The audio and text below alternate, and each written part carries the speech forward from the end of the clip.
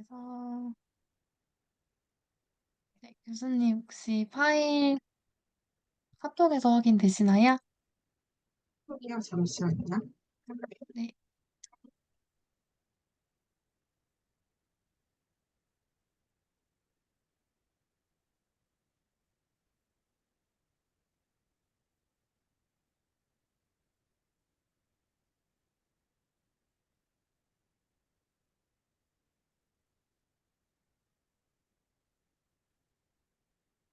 네, 지금 보고 있어요. 그럼 요거 관련해서 먼저 잠깐 얘기하고, 그 다음에 수업 진행할까요? 네. 제가 여기 해보도록 할게요.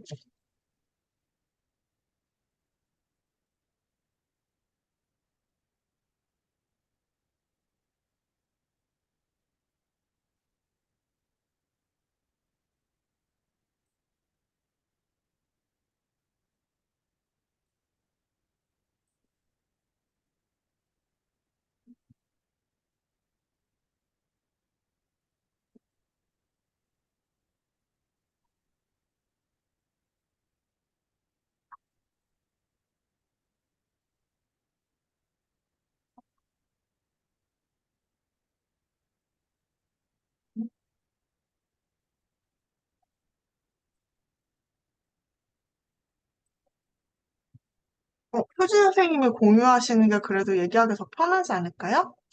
아, 그러면 제가 화면 공유하면 네, 네, 파일 공유 해보겠습니다. 한번 해주시면. 네. 어디가 교수님 혹시 파일 보이시나요? 네, 보입니다. 네. 혹시 이거 전체적으로 한번 이야기해 주시고, 좀 어떻게 차이가 나는 부분이 있었는지 얘기해 네. 주시면 좋을 것 같아요. 어, 그 교수님 제가 어제 밤에 이제 시작을 해서 그 오늘 그 새벽에 끝이 났는데 제가 이거를 이제 검토를 하고 이제 읽을 시간이 없어서 우선은 아, 이렇게 요약하고 그러면, 네, 읽어봐야겠다는 그러면 제가 읽어볼게요. 네, 제가 읽어보고, 음, 지금 빨리 제가 빨리 한번 읽어보는 걸로 하고, 읽어보면서 그러면 그냥 수업으로 진행하겠습니다. 그러면 제가 수업하시면은 제가 빨리 읽고 그 구별점 제가 표시해서 다시 말씀드리겠습니다. 아, 네, 아니요, 괜찮아요, 괜찮아요. 그럼 일단은 이렇게 주신 걸로 보고, 그 다음에 이제 그 다음 거 관련해서 다시 얘기를 드릴게요. 그러면 오늘 제가 다시 쉐어할게요, 스크린.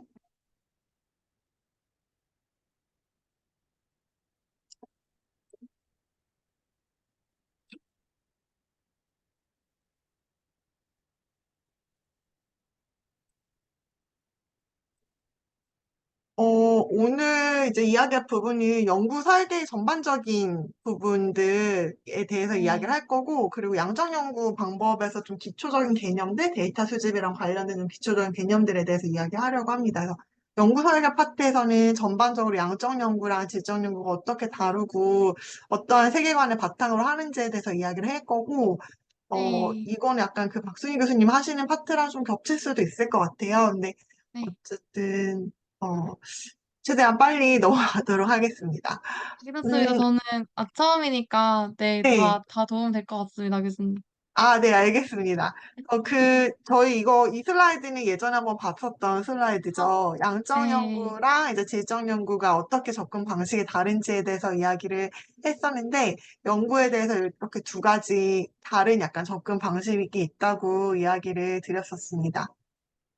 똑같이 어떤 공짜 아이스크림을 사람들이 가져가는 것을 보고도 양적 연구에서는 뭐 30명이 지나가는데 그 30명 중에 한 명은 뭐 공짜 아이스크림 가져갔다를 약간 좀 멀리 떨어져서 객관적으로 이제 이야기를 하려고 했던 반면에 질적 연구에서는 직접 그 사람이 어떠한 이유로 어떠한 감정 때문에 어떤 감정을 느꼈었는지를 이제 좀 더 포커스를 맞춰서 연구를 한다라는 좀 그런 차이점에 대해서 그림으로 이야기를 했었는데 네, 연구 그 접근 방식에는 어떤 세 가지 요소에 의해서 그 연구 접근 방식이 결정이 된다라고 이제 이야기를 합니다. 그래서 첫 번째는 연구자가 가지고 있는 철학적인 세계관, 내가 어떠한 관점으로 세상을 바라보고 연구에 대해서 정의하는지가 먼저 그 연구 접근 방법을 이제 결정하는 요인 중에 하나고, 어떠한 연구 디자인을 가지고 갈 건지, 그리고 어떠한 방법을 가지고 갈 건지, 이 방법이라는 거는 연구 질문에 따라서 데이터를 수집하는 방식이 바뀌고, 거기에 따라서 분석하는 방식이 바뀌고, 또 그걸 해석하는 방법, 그리고 거기에 그거에 대해서 얼마나 이 연구가 타당하게 됐는지를 이제 검증하는 방식이 다 바뀌는데, 이 세 가지가 서로 이제 영향을 주고 받으면서 연구 접근 방식을 형성하게 되는 것 같아요. 그래서 먼저 오늘은 이제 철학적인 세계관들에 대해서 이제 이야기를 해볼 텐데, 저희 여기서 네, 다루게 될 거는 네 가지예요. 그래서 첫 번째는 후기실증주의, 두 번째 구성주의, 세 번째 변혁적 세계관, 네 번째 실용주의적 세계관, 이 네 가지 세계관이 어떻게 다르고, 이런 것들이 연구 접근 방법을 어떻게, 좀 어떤 식으로 영향을 주었는지에 대해서 이야기해 보려고 합니다. 이 철학적인 세계관들 조금 익숙하신가요? 왜 저희 학부 때 좀 수업 들으면 네, 이런 것들 좀 법하긴 하잖아요. 네. 그 단어들은 다 들어본 단어들인데, 구체적으로 들어가서 이게 접근 방식이랑 어떻게 연결되는지는 자세히는 말할 수 없을 것 같아요. 네네네. 그럼 한번 이야기해 보도록 할게요. 네. 먼저 이제 첫 번째로 이제 저희가 이야기할 거는 철학적인 세계관이 뭔지에 대해서 이제 이야기를 할 건데, 세계관 그리고 패러다임이라고 하는 게, 어, 어떤 연구의 기반이 되는 세계와 연구의 본질에 대해서 연구자들이 어떻게 이해하고 있고 철학적으로 어떠한 방향성을 가지고 있는지에 관련된 이야기고요. 그리고 이런 세계관이 연구 방법, 연구 결과를 이해하고 해석하는 것, 그리고 연구 결과에 따라서 어떤 정책이나 실행에 대한 시사점에 다 영향을 주고 있기 때문에 어떠한 세계관을 가지고 있는지에 대해서 생각해보고 거기에 좀 맞는 연구 방법론을 좀 선택해서 하는 게 조금 더 되게 일관성 있는 그런 연구, 그리고 내 이야기를 할 수 있는 연구에 좀 더 가까워지는 그런 방법이라고 생각이 듭니다. 그래서 연구자들은 보통 어떤 학문적으로 지향하는 바라든지 내가 속해 있는 연구 커뮤니티, 그리고 지도 교수님의 어떤 가치관이라든지 멘토링, 그리고 나의 그 지난 경험, 그리고 그 경험에는 뭐 연구 경험이라든지 나의 개인적인 경험들의 기초에서 세계관을 형성하게 되고 여기에 이제 바탕으로 해서 방법론을 선택하게 되는 경우들이 많이 있습니다. 그래서 아까 저희가 이제 네 가지 세계관에 대해서 이제 리스트만 이야기를 드렸는데, 질적 접근에 좀 가까운 게 구성주의랑 변혁주의적 세계관이고, 양적 접근에서는 이제 실증주의 그리고 후기 실증주의적인 세계관, 그리고 혼합 연구 방법론은 실용주의적인 그런 세계관에 이제 바탕을 두고 좀 접근을 하게 돼요. 그래서 이런 것들이 여기 지금 아래에 나열되어 있는 연구 방법이나 자료를 어떻게 수집하는지에 영향을 미치게 되는데, 각각에 대해서 좀 더 자세하게 살펴보도록 하겠습니다. 먼저 이제 볼 거는 후기 실증주의적인 세계관이에요.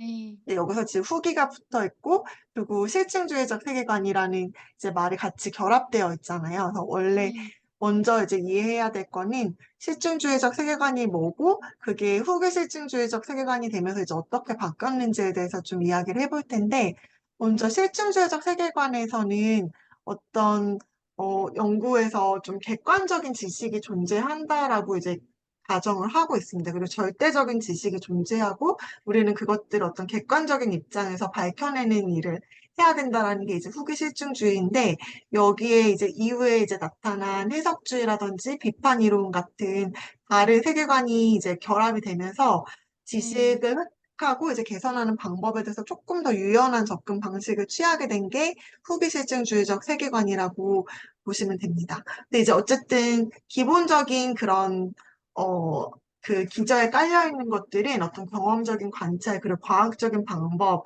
어떤 객관적인 그 연구자의 입장, 그리고 절대적인 진리를 찾는 것, 약간 이런 것들이 기반을 두고 있고, 여기에서 이제 실증주의에서 절대적인 진실에 대해서 좀 확고하게 믿음을 가지고 있었다면, 이후에 다른 그런 접근 방식들에 좀 영향을 받아서 절대적인 진실이 과연 존재할까? 여기에도 좀 더 불확실성이 이제 존재하고, 연구자의 편견이 좀 들어갈 수 있고, 그렇기 때문에 우리가 어떤 편견을 가지고 있는지, 그리고 이걸 좀 더 객관적으로 검증하기 위해서는 어떠한 노력이 필요한지에 대해서 조금 더 이렇게 반성적으로 좀 바라보게 되는 그런 접근 방식이 후기 실증주의적 세계관이라고 이해하시면 될 것 같습니다.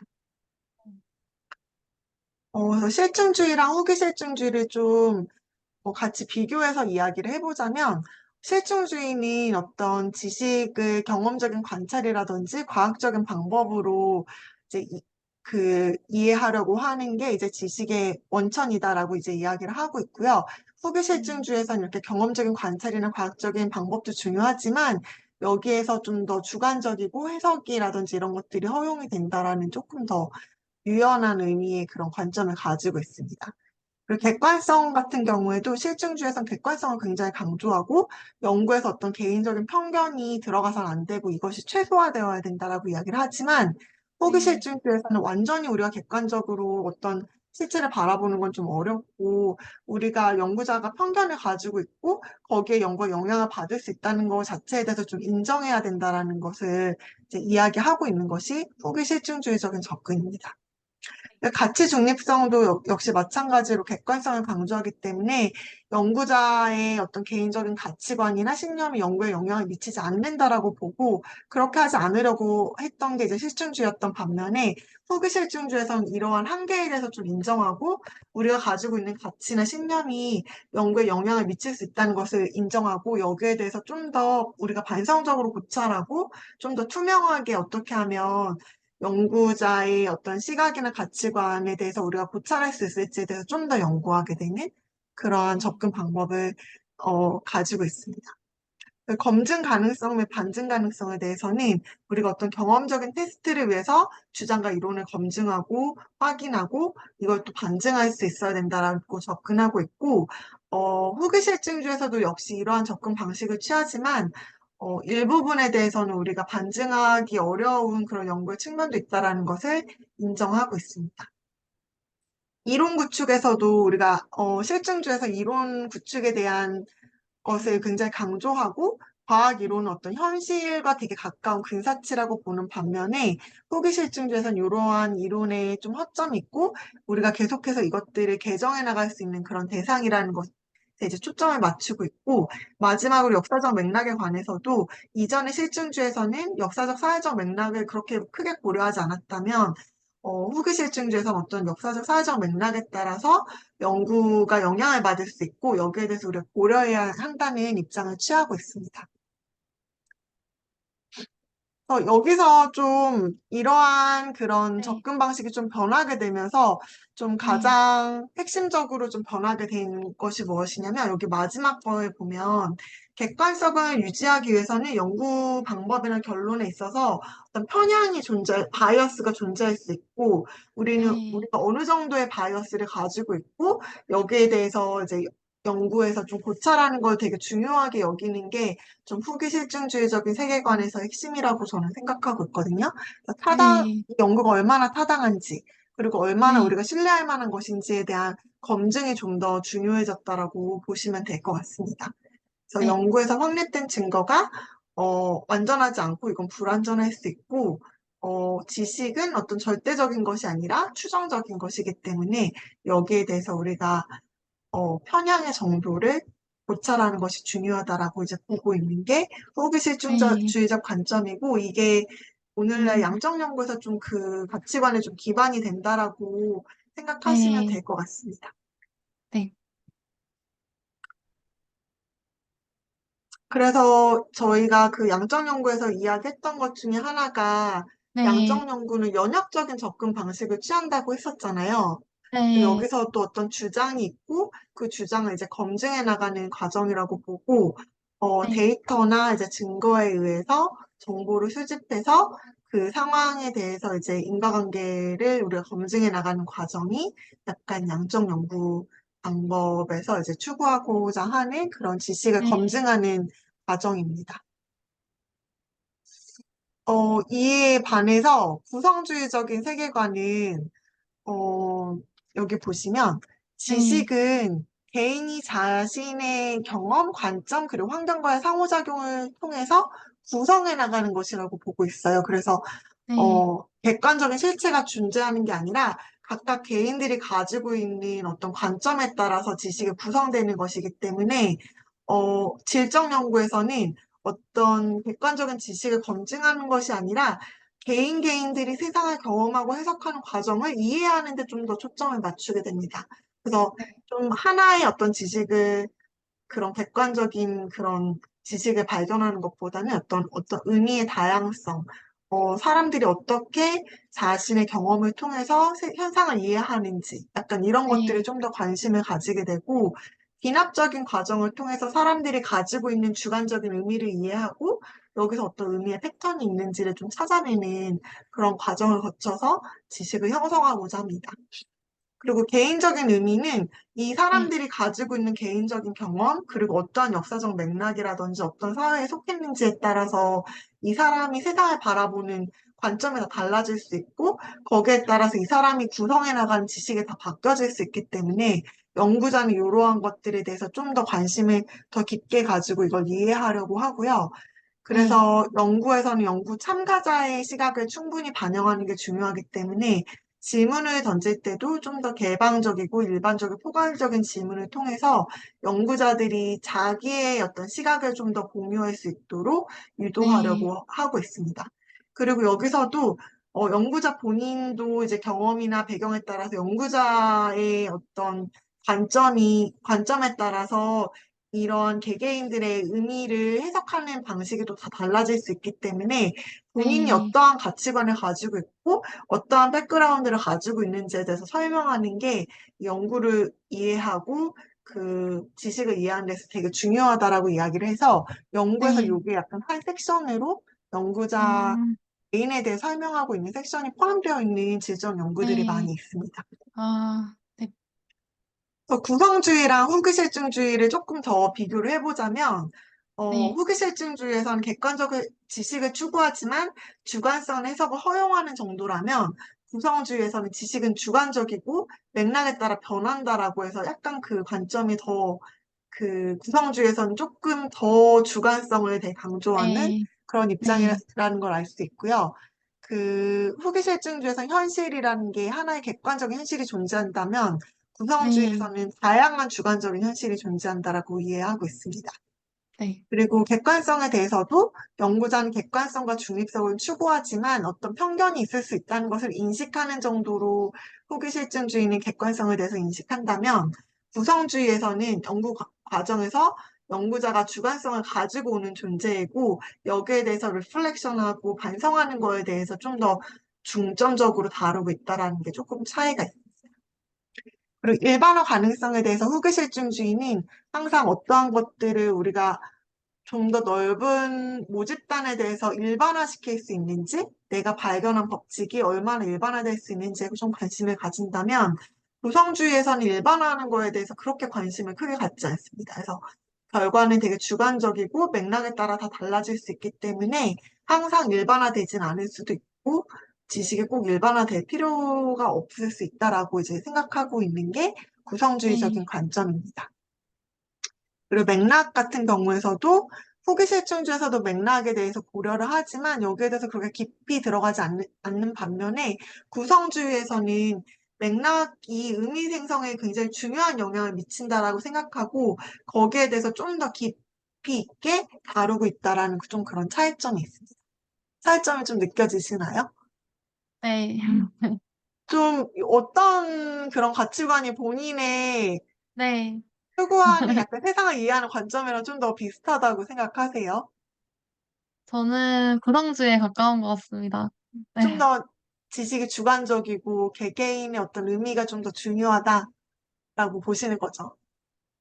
그렇다고 볼 수 있는 것 같습니다. 제가 어렸을 때 생각했던 지식의 관점과 지금의 관점이 다른 것 같아서 자꾸 이런 것들이 변해가는 게 느껴지거든요. 그래서 왠지 전체적으로도 뭔가 이런 개인의 지식이 총합이 된다면 세상의 절대적인 지식도 있겠지만 그럼에도 그것을 다루는 인간의 관점은 변화해가지 않나 이런 생각이 들어서 구성주의가 좀 더 맞는 것 같습니다. 네네네. 그런 약간 개인의 좀 가치관이랑 어떤 철학이랑 방법론이랑 좀 매칭이 되는 게 좀 중요한 것 같아요. 아,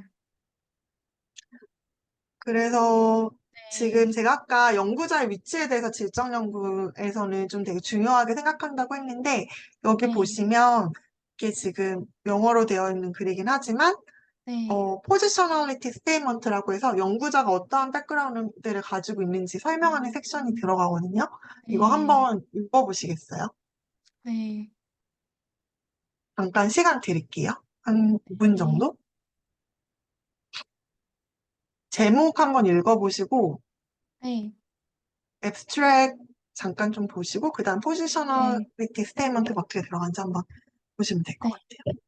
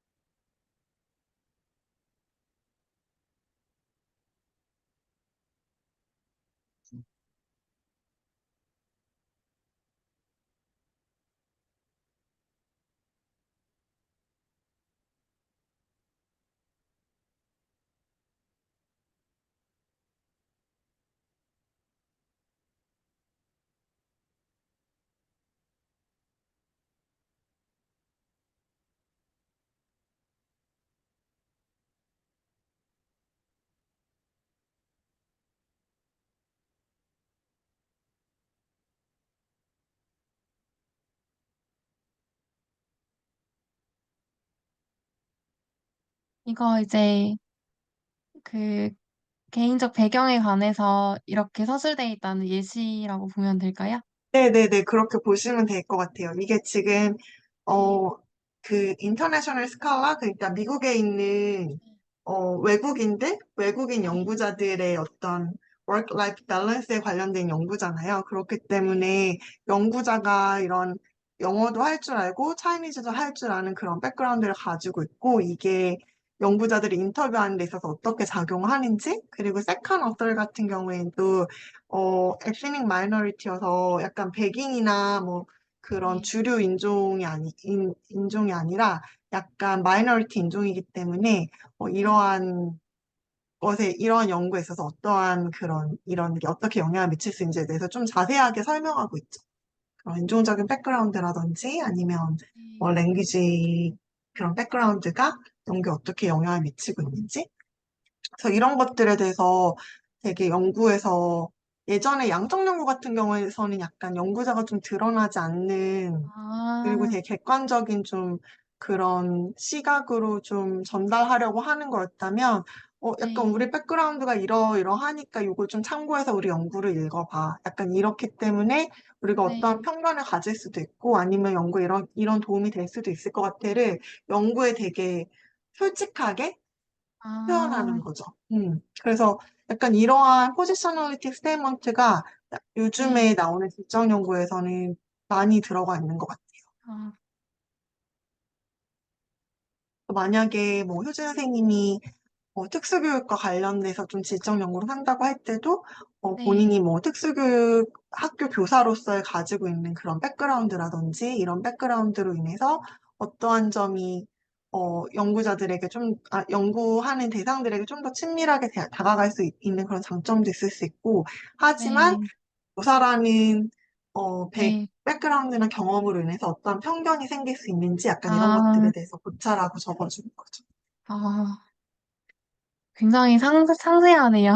네, 되게 자세하게 많이 적어주는 것 같아요. 그래서 뭐 아, 약간 남녀 네, 갈등에 대해서 뭐 이렇게 쓰는 경우라든지 아니면 인종 관련된 연구하는 경우라든지 네, 심지어는 뭐 자기가 뭐 가지고 있는 장애 같은 거, 뭐, 그런 특수교육 쪽에서는 나는 뭐 한쪽 귀가 네, 잘 안 들린다든지, 뭐 이러한 네, 거에 대해서도 많이 써주는 경우도 많은 것 같고, 아, 그런 거에 대해서 이야기를 하고, 이런 걸 네, 참고해서 읽어라. 약간 이렇게 되는 것 같아요. 근데 아, 사실 되게, 음, 좀 도움이 많이 되는 것 같아요. 연구를 이해할 때 있어서.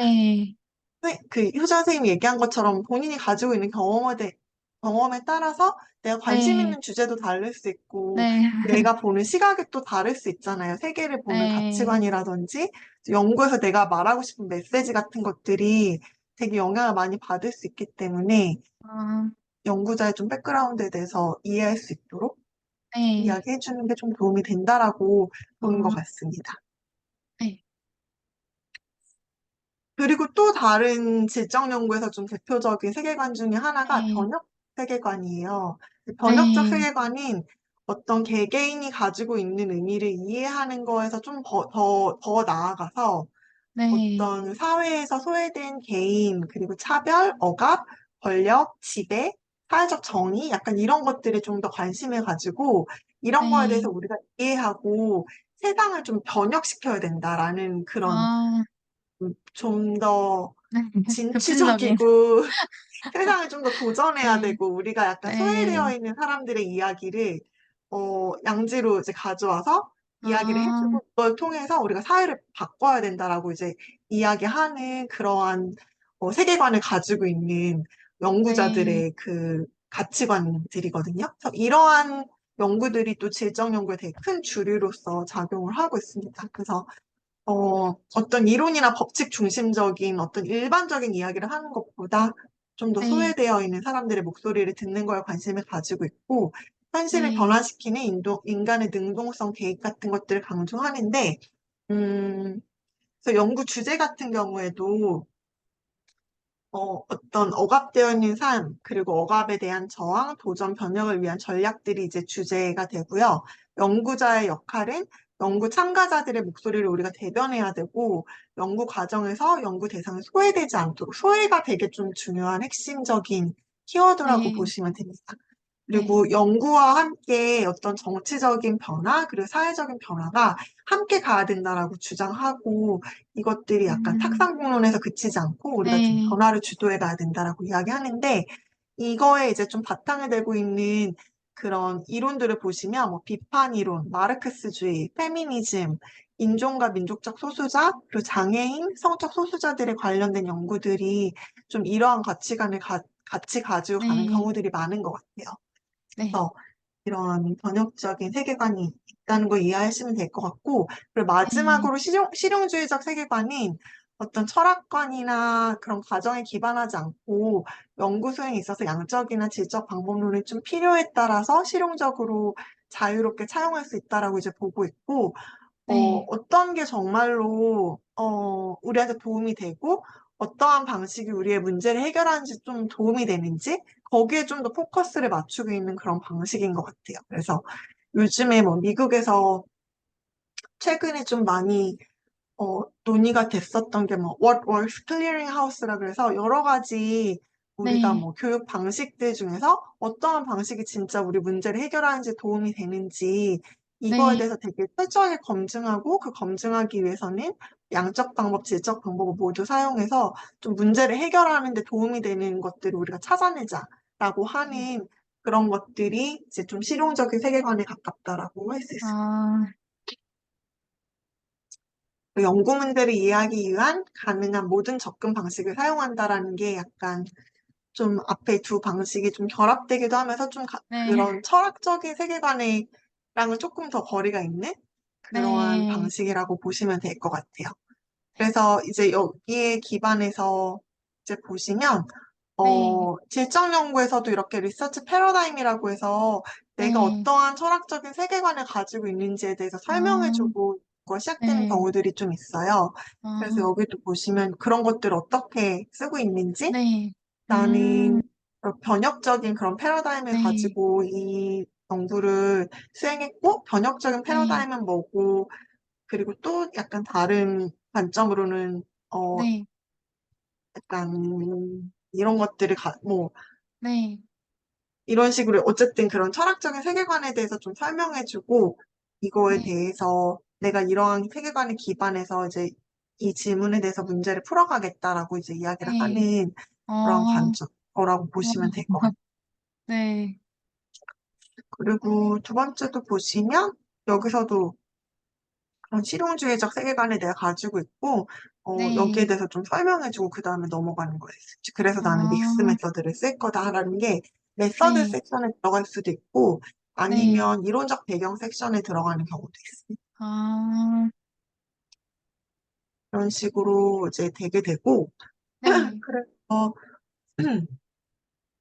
양적 접근 같은 경우에는 어떤 네, 결과에 영향을 미치는 요인들이 어떤 게 있는지, 그리고 어떤 프로그램이나 정책이 어떠한 결과를 가지고 오는지, 어떤 인과관계라든지 어떤 변인들의 관계에 좀 더 초점을 맞추고 있고, 이론을 좀 검증하는, 뭐 A와 네, B가 관계가 있다라는 어떤 이론이 있다면, 이게 진짜로 데이터상에서 그렇게 나오는지, 네, 좀 초점을 맞추고 있고, 질적령 접근 같은 경우에는 기존에 연구가 진행되지 않았던 어떤 현상, 개념 집단에 네, 대해서 좀 탐구하고, 이해하는 그런 목적을 가지고 있고요.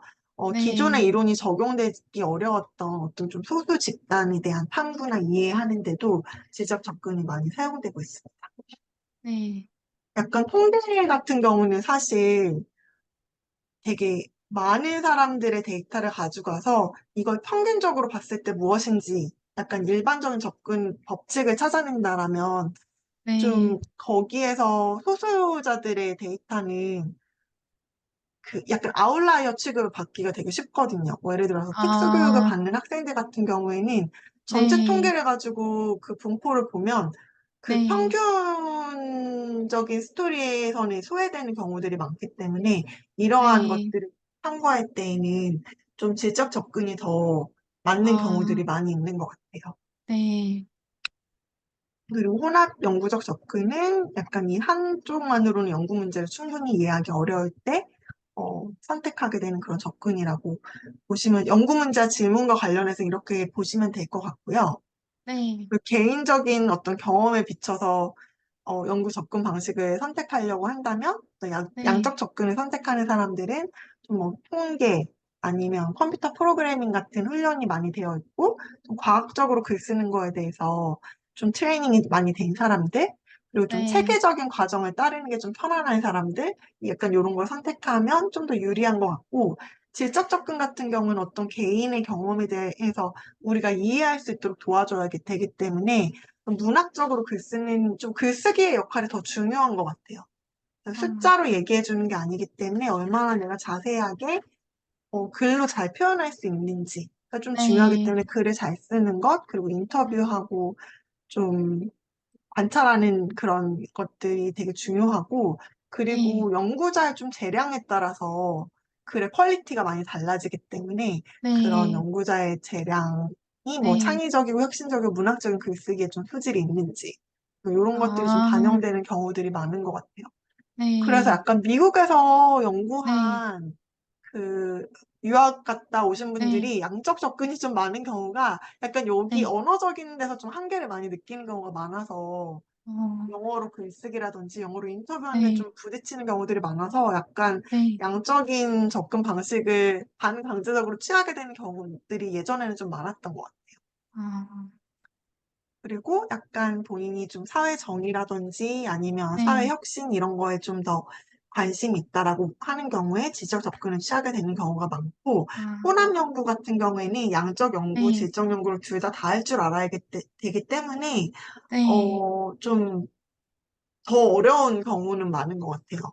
어, 아, 왜냐하면 좀 시간도 더 많이 걸리고 내가 할 네, 줄 알아야 되는 기술적인 네, 부분들도 좀 많이 요구가 되고 좀 더 돈도 더 많이 들고 약간 그렇기 네, 때문에 아, 좀 그런 것들을 고려해서 그런 네, 접근 방식을 좀 취하게 된 것 같습니다. 그래서 이제 그 종류에 대해서 한번 보시면 네, 어, 첫 번째 이제 양적 방법에는 뭐 실험 연구, 그리고 상관관계를 보는 상관 연구, 네, 서베이를 통해서 이제 자료를 수집하는 조사 네, 연구가 있고요. 그다음에 질적 연구에서 뭐 근거 이론, 문화기술 연구, 내러티브 연구, 그리고 혼합 그런 방법에서는 네, 혼합 방법이라든지 아니면 실행 연구 같은 것들이 이 종류에 속한다는 것만 알고 네, 계시면 될 것 같습니다. 네, 요거는 생각해 보시면 될 것 같고, 어떤 연구 네, 질문이 있으시다면, 네, 여기에 어떤 방식이 제일 적당한지, 그리고 접근 방식에 따라 또 연구 질문도 수정되는 경우가 있기 때문에, 여기에 대해서 좀 네, 생각해 보시고 하는 게, 필요할 것 같습니다. 네, 여기까지가 전체적인 디자인 관련된 좀 개괄적인 소개고요. 그 다음에는 네, 이제 양적 연구 방법에서 좀 기본 개념들에 대해서 이야기할 건데, 저희 한 네. 5분만 쉬었다 할까요? 물 한 아, 잔 네, 마시겠어요? 네, 네. 네. 네, 그럼 이따가, 수고하셨습니다. 좀 네, 이따 5분 후에 뵙겠습니다. 뵐게요. 네, 47분에 뵐게요. 네, 금방 뵙겠습니다. 수고하셨습니다.